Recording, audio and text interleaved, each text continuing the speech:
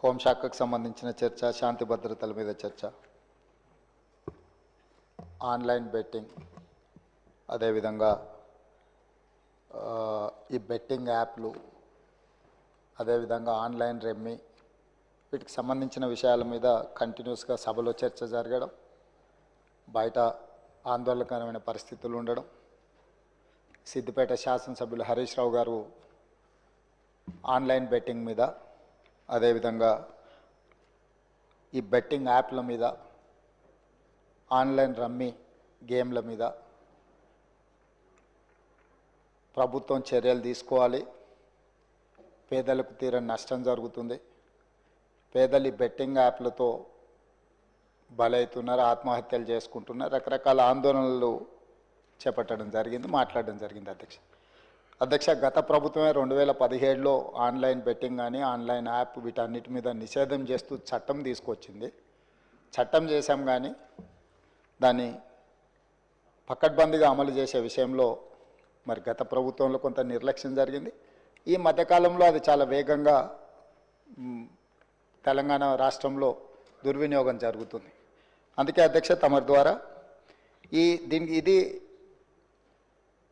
పక్క రాష్ట్రాలు, దేశము, ఇతర దేశాలు ఈ నేరం ఒక రకంగా అంతర్జాతీయ స్థాయిలో, రాష్ట్ర స్థాయి నుంచి మొదలు పెడితే అంతర్జాతీయ స్థాయి వరకు వివిధ రకాల సంస్థలు, వ్యక్తులు, రకరకాల దేశాలకు సంబంధించిన నేరగాళ్ళు అందరూ కూడా ఇందులో పాల్గొంటున్నారు.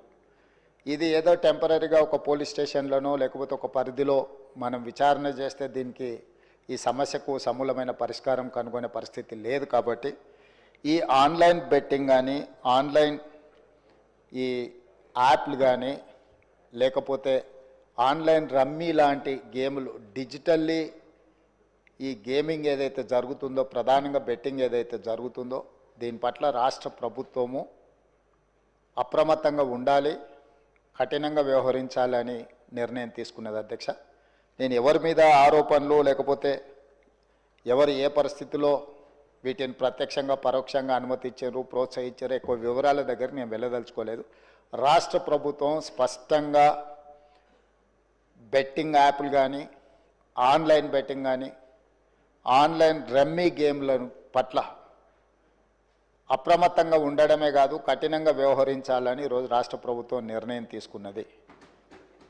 దీన్ని నిరోధించడానికి, నిషేధించడానికి అవసరమైన చర్యలు తీసుకోవడానికి ఒక స్పెషల్ ఇన్వెస్టిగేషన్ టీం, వీలైతే సిబిసిఐడి కానీ లేకపోతే అధికారులతో సమీక్ష చేసిన తర్వాత ఒక స్పెషల్ ఇన్వెస్టిగేషన్ టీంని వేసి కఠినంగా వ్యవహరించాలని చెప్పి ఈరోజు రాష్ట్ర ప్రభుత్వం నిర్ణయం తీసుకున్నది. అధ్యక్ష, అదేవిధంగా గతంలో చేసిన చట్టంలో దీంట్లో ప్రధానంగా 2 సంవత్సరాల కంటే మించి శిక్ష కూడా లేదు. రేపు వచ్చే సమావేశాలలో ఈ ఆన్లైన్ బెట్టింగ్ నిర్వాహకులకనే కాదు, ఆడేవాళ్లను, బాధితులను, అదేవిధంగా ఈ ఆన్లైన్ అడ్డగోలుగా నిర్వహిస్తున్న వాళ్ళ పట్ల శిక్షను కూడా పెంచడానికి అవసరమైన చట్టాలను కూడా అవసరమైతే మనం సవరించుకోవాల్సిన అవసరం ఉన్నది. అధ్యక్ష, ఎందుకంటే శిక్ష కఠినంగా ఉంటుంది, ఎక్కువ కాలం ఉంటుంది అని ఎప్పుడైతే తెలుస్తుందో నేరం అనేది తగ్గుతుంది. కాబట్టి దీనికి సంబంధించి పూర్తి స్థాయిలో ప్రభుత్వం చర్యలు తీసుకోవాలని, అదేవిధంగా గుట్కా ఇట్లాంటివి కూడా నిషేధిత పదార్థాలను కూడా ఈరోజు మార్కెట్లో బాగా సరఫరా జరుగుతున్నట్టు మా దృష్టికి వచ్చింది. అధ్యక్ష, వీటి పట్ల కూడా మేము అప్రమత్తంగా ఉండాలని ప్రభుత్వం నిర్ణయం తీసుకున్నది. అందుకే ఆన్లైన్ బెట్టింగ్, ఆన్లైన్ యాప్లు, అదేవిధంగా ఆన్లైన్ రమ్మీ, ఈరోజు నిన్న మీరు టీవీలలో, పేపర్లలో పోలీసులు కేసులు నమోదు చేసి వాటికి ప్రచారం కల్పించిన వాళ్ళను పిలిచి పోలీస్ స్టేషన్లలో విచారించడం జరిగింది. వాటికి ప్రచారం కల్పించే వాళ్ళను పోలీస్ స్టేషన్లో పిలిచి వాళ్ళను విచారించడం ద్వారా ఈ సమస్యకు పరిష్కారము శాశ్వతంగా దొరకదు. వీటిని నిర్వహించే వాళ్ళు, వీటిని ప్రమోట్ చేసేవాళ్ళు, చివరికి ఈ యాప్ల ద్వారా లబ్ధి పొందుతున్న వాళ్ళను, వీళ్ళందరినీ పూర్తి స్థాయిలో విచారించి కఠినమైన చర్యలు తీసుకున్నప్పుడే ఈ సమస్యకు పరిష్కారం దొరుకుతుంది. అధ్యక్ష, అందుకే దీన్ని పూర్తి స్థాయిలో విచారించాలంటే పక్క రాష్ట్రాలు, పక్క దేశాలలో కూడా విచారణ చేయాల్సిన పరిస్థితులు ఉంటాయి. అందుకే పూర్తి స్థాయిలో అన్ని అధికారాలు కట్టబెట్టే విధంగా ఒక స్పెషల్ ఇన్వెస్టిగేషన్ టీం ఏర్పాటు చేసి ఈ రాష్ట్ర ప్రభుత్వం వాళ్ళ మీద పూర్తి స్థాయిలో చర్యలు తీసుకోవాలని నిర్ణయం తీసుకున్నారు. తమ ద్వారా ఈ సభకు, సభ్యులందరికీ తెలంగాణ సమాజానికి ఒక స్పష్టమైన ప్రభుత్వ విధానాన్ని మేము పంపించదలుచుకున్నాము. ఎవరైనా ఇందులో ప్రత్యక్షంగా పరోక్షంగా ప్రోత్సహించిన, ప్రకటనలకు సహకరించిన, నిర్వహణలో భాగస్వాములైన ఎవరిని కూడా రాష్ట్ర ప్రభుత్వం వదిలిపెట్టదు. ఈ రాష్ట్రంలో ఖచ్చితంగా ఇలాంటి సైబర్ నేరాల పట్ల కఠినంగా మేము వ్యవహరించడం జరుగుతుంది. రాష్ట్ర ప్రభుత్వం అప్రమత్తంగా ఉంటుంది, ఇలాంటి నేరగాళ్ల పట్ల కఠినంగా వ్యవహరిస్తుంది. ఈ సభ ద్వారా సభ్యులందరికీ నేను ఈ ప్రకటన ద్వారా ఒకే మాట చెప్పదలుచుకున్నా, స్పెషల్ ఇన్వెస్టిగేషన్ టీంను ఏర్పాటు చేస్తున్నాము. తద్వారా అందరినీ కఠినంగా అణచివేయడమే కాకుండా చర్యలు తీసుకుంటామని తమ ద్వారా తెలియజేయదలుచుకున్నా అధ్యక్ష. అదేవిధంగా అధ్యక్ష, శాంతి భద్రతల మీద చాలాసార్లు మాట్లాడుతున్నారు, చాలా విషయాలు మాట్లాడుతున్నారు. నేను ఎక్కువ విషయాలు చెప్పదలుచుకోలేదు, కానీ గత ప్రభుత్వంలో కొన్ని దారుణమైన సంఘటనలు జరిగినప్పుడు తీసుకున్న చర్యలు, వాటి వివరాలు ఇవన్నీ కూడా ఈ సభలో చర్చిద్దామంటే మాకేం అభ్యంతరం లేదు అధ్యక్ష. ఎక్కడైనా చెదురుమదురు సంఘటనలు జరిగినా, అనుకోకుంటే ఎవరైనా నేరానికి పాల్పడ్డప్పుడు నేరం అనేది ఎవరు మనకు చెప్పి ముందస్తుగా సమాచారం ఇచ్చి పాల్గొన్నారు.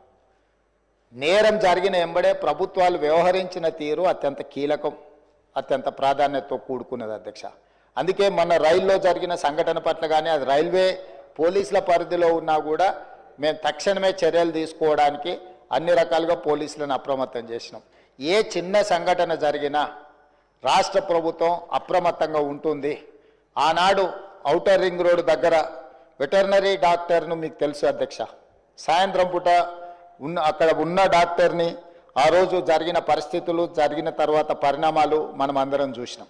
అదేవిధంగా అధ్యక్ష, న్యాయవాదులు వామన్ రావు గారు దంపతులు స్పష్టంగా కోర్టుకు వెళ్ళి మమ్మల్ని చంపుతారు, మమ్మల్ని చంపే ప్రక్రియలో ప్రభుత్వంలో ఉన్నవాళ్ళు, ప్రభుత్వానికి సంబంధించిన వాళ్ళే మమ్మల్ని చంపడానికి ప్రయత్నం చేస్తున్నారు, మాకు సెక్యూరిటీ ఇవ్వాలి అని చెప్పి హైకోర్టులో పిటిషన్ వేయడమే కాకుండా అక్కడ కోర్టులో కూడా వాదించి వస్తుంటే నడి బజార్లో నరికి చంపినారు అధ్యక్ష. నడి బజార్లో న్యాయవాదులను, హైకోర్టు న్యాయవాదులను నాడు నరికి చంపితే ఈనాటికి ఆ చంపిన వాళ్ళ మీద రకరకాలుగా ఆ రోజు కేసులో ఉన్న వాళ్ళని తప్పించి ఈరోజు సుప్రీంకోర్టులో రాష్ట్ర ప్రభుత్వం సిబిఐ విచారణకు వాళ్ళు కేసు వేస్తే ఈరోజు సిబిఐ విచారణ కోసం రాష్ట్ర ప్రభుత్వం మాకేం అభ్యంతరం లేదు, విచారణకు ఆదేశాలు ఇవ్వండి అని చెప్పే పరిస్థితి. న్యాయవాదులను చంపితే కూడా ఆనాడు ప్రభుత్వము ఏమాత్రం కూడా స్పందించలేదు. అదే కాకుండా అధ్యక్ష, తమకు తెలుసు సింగరేణి కాలనీ మహేశ్వరం నియోజకవర్గం వస్తుంది అనుకుంటా, మన సంతోష్ నగర్ అవతల చంపాపేట పక్కన 6 సంవత్సరాల బాలికను గంజాయి మత్తులో రేప్ చేసి మర్డర్ చేస్తే ఆనాటి ప్రభుత్వంలో ఎలాంటి చర్యలు తీసుకోలేదు అధ్యక్ష. అదేవిధంగా అధ్యక్ష, 2020 సంవత్సరంలో దేశంలోనే మహిళలపై జరిగిన అత్యాచారాలల్ల ఆనాటి రాష్ట్ర ప్రభుత్వం 4వ